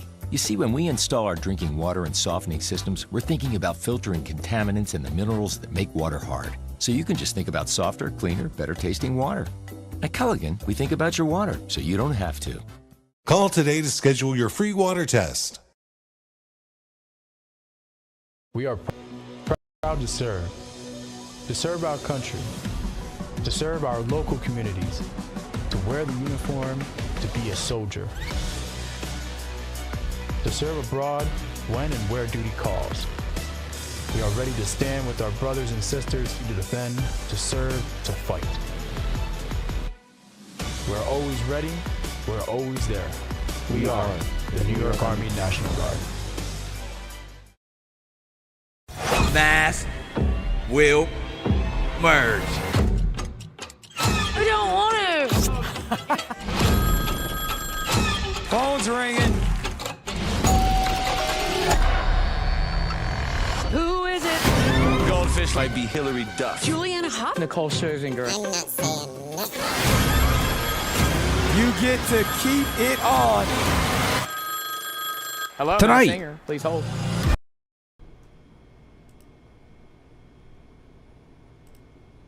That was a little loud. Welcome back to Frankly Speaking here on WYDC TV Big Fox. I'm your host, Frank Aiken, broadcasting live from the Hesselson studio. I want to thank Pauline Emery from the library, the Southeast Steuben County Library, for being on the program during the Steuben Senior Services Fund section of the program. That vote, I've heard from a lot of you, and I thank you for your thoughts. That vote is coming up on May the 21st. Okay. Now, how about this for a comment? We got a comment from a viewer during break. And I quote, "I really am glad to finally have a local show that I feel is worth watching. Thanks for being there for us. Signed, the ignored majority." Well, thank you. That's very kind of you to say. It made my day. I appreciate it. Okay, Biden's growing challenge, according to CNN. Voters are warming to Trump's presidency. If Biden is to win a second term, Democrat pollster Jay Campbell says the fact that Trump is getting this level of credit cannot stand. And what's interesting, going back to what I was talking about with the New York Times saying they no longer had to be fair, the rest of this piece by Ronald Brownstein looks like it could be a campaign booklet for Biden. Well, we need to focus on this. And it was everything they could think of that they think is very bad, or a lot of it misrepresented, what Trump said, things like that. Really fascinating. They're getting nervous. Now, Michael Cohen was the big story yesterday. We can talk about that. He admitted to calling Trump. This is so corny. Michael Cohen seems like the kid that wants to be liked so bad in school. And he tries so hard, but could just never do it. Never gets invited to that party. Stays at home, prom night. Michael Cohen admits calling Trump Cheeto-dusted cartoon villain. And in his defense, that is what is and was humor about Trump. I remember the late, great Norm Macdonald said during the age of Trump, it's very difficult for a good comedian and it's very easy for a bad comedian, meaning that they, you go on a Stephen Colbert and you say something like Cheeto dusted, or you say orange, and all the place uproariously laughs as seals clapping in the audience. But he does look scorned, and he is a notorious liar. Now, of course, places like CNN saying that's it. Did Trump's defense think this strategy would work on Cohen? Oh man, he turned this around. This trial's over. We're still not exactly sure what the crime is that was committed. I guess that's not important in today's judicial system. Of course, we are relatively early into the cross, and we have miles to go. The initial returns could turn better for Blanche or worse for Cohen. On the other hand, as my late mother often reminded me, you only get one chance to make a first impression. And Blanche was decidedly meh. Yeah, that passes for news reporting now too. MEH, meh. Cohen, like Daniels before him, is making a good one on cross, at least so far. Blanche has a long break to recalibrate with court out of session on Wednesday, and he could try to do so. We will see what Thursday brings. So, yeah, turn the whole darn thing around. But as Jonathan Turley, and I know I quote Jonathan Turley a lot, what he had to say at the New York Post, and the piece is, Michael Cohen's testimony proves he's the king of liars. On Tuesday, the prosecution surprised many by suddenly announcing that it would rest its case against former President Trump with the completion of testimony by Michael Cohen. It was surprising because the prosecution never clearly stated the crime that it was proving. The elements of that crime, or even why denoting payments related to Stormy Daniels, were not properly recorded as legal expenses. Indeed, the only thing the prosecutors proved was that in the pantheon of dishonesty, there are liars, pathological liars, and Michael Cohen. Cohen spent the last 2 days insisting that he used to be a liar, but lied only to help former President Trump. If that is the thrust of his testimony, is just the latest lie told by Cohen under oath. Cohen has lied to Congress, courts, special counsels, the IRS, the banks, and virtually every creature that walks or crawls on the face of the earth. Notably, his past conviction for business and tax fraud were not taken in the interest of Trump, but himself. When he admitted on stand that he lied during the prior plea agreement, that was not to assist Trump, who had already denounced. It was to advance his own interest. There's every indication that Cohen is still lying. And I don't want to go through the whole history of his lying. We know this. And Jonathan Turley is just highlighting it. But again, if you listen to CNN, did Trump's defense think this would work? It was great. The prosecutors did not even bother to show that Trump was responsible or knew about how the payments were recorded on a ledger and on business records. They also just shrugged away the need to show why denoting these payments as legal expenses were fraudulent, or what the corrupt description might be, or the correct description, excuse me. Those details might be demanded in any other courtroom, but this is New York, and the defendant is Donald Trump. It's like Fareed Zakaria, CNN said the other day. This would not be happening if the defense wasn't Donald Trump. If it wasn't Donald Trump. And that's exactly what this boils down to. So that's why you can't, maybe you've been watching it like me and you say, oh, open and shut. There's nothing here on Trump. It's still New York. And we still see a very conflicted, to be polite, judge in this case. For Bragg and his team, Jonathan Turley wraps up by saying, it is all about what they can get out of this case despite the law. In that sense, they found a kindred spirit in their star witness.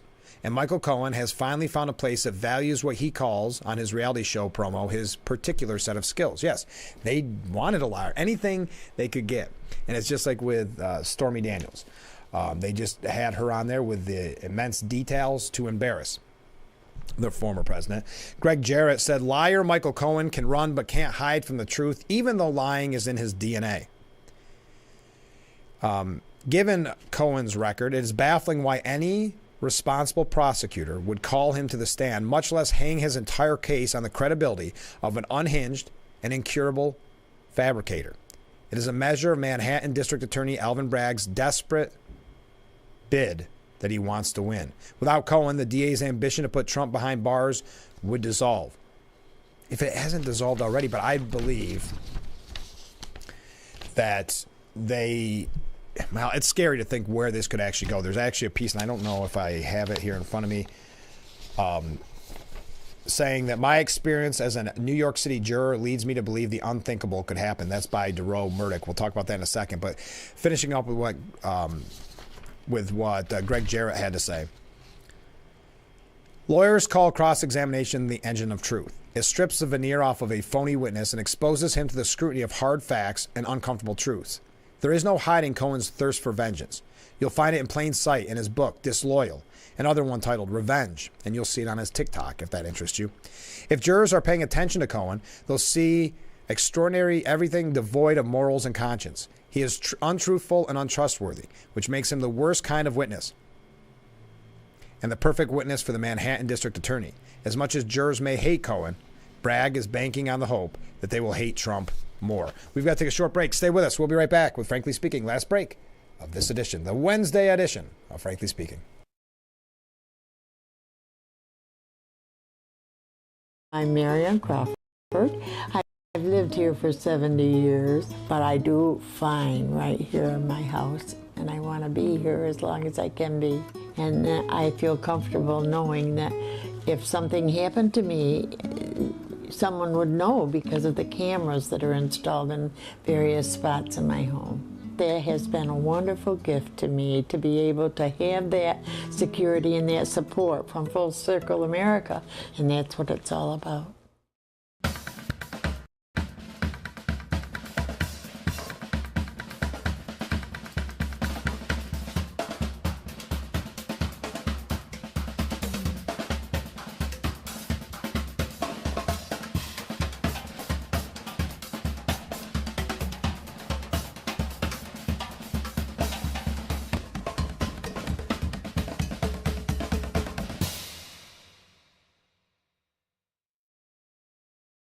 It's a season of sharing. Having a good time has always been my #1 goal. I tend to get crazy. At my age, I should not be jumping up and down like that. And if you don't know what I mean, ask your mama. The young ones, y'all like, we don't know what you're talking about. But I promise you, in 30 years, you will. It's the best time in daytime. Weekdays at 2 p.m. on Big Fox.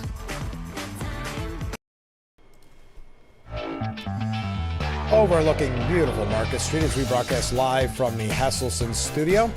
This is Frankly Speaking, wrapping things up. A comment from Ken in Horseheads. Frank, I'm surprised that no one knows what Trump's crime is.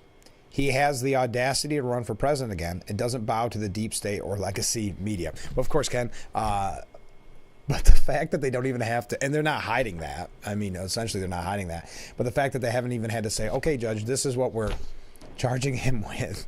Now, DeRoy Murdoch from Fox News, he's a contributor there. He says, my experience as a New York City juror leads me to believe the unthinkable could happen.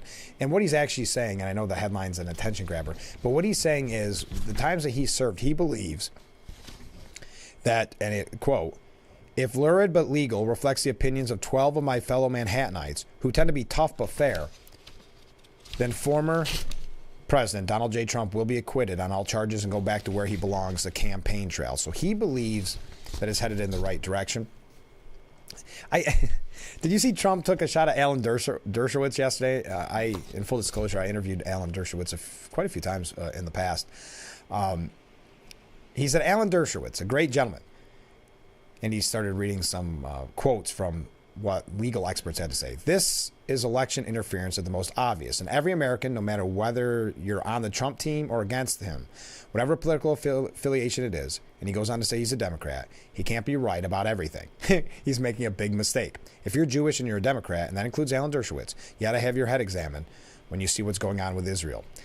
Then he also said, and I think this is a good point, he said that people are being killed outside the courtroom. Yet we have 20 prosecutors sitting over there for what most people, almost every single legal analyst, says is no crime.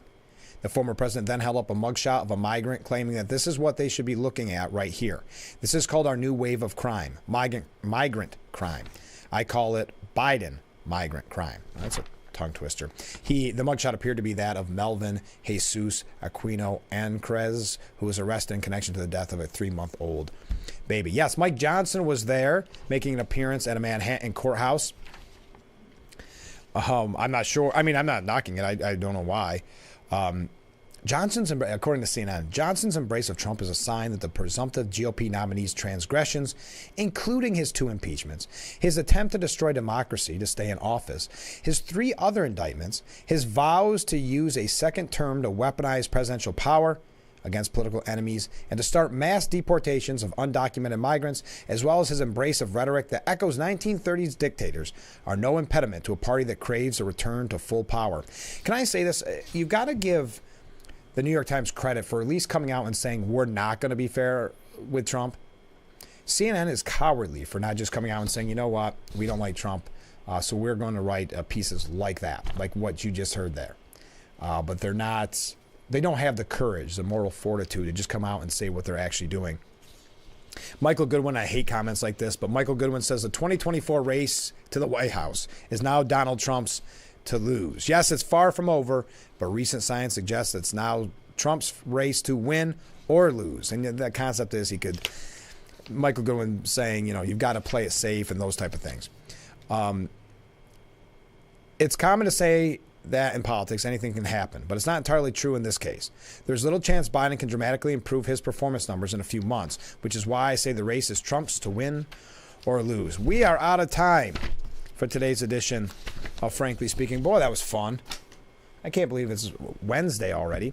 I felt like we covered so much. It felt like a Friday edition. I want to thank Pauline Emery from the Southeast Steuben County Library for being a part of the Steuben Senior Services Fund interview section of our program. I really appreciate that. I'm glad that she could be on the show. And you can check out our website, WYDCTV.com, a little bit later on today, maybe when you get home from work, if you want to see clips from that interview, want to see a quick write-up on it. Have a great day, everyone. This has been Frankly Speaking. I hope that you will join us tomorrow morning, bright and early, starting at 6 a.m. We'll see you then. Have a great day.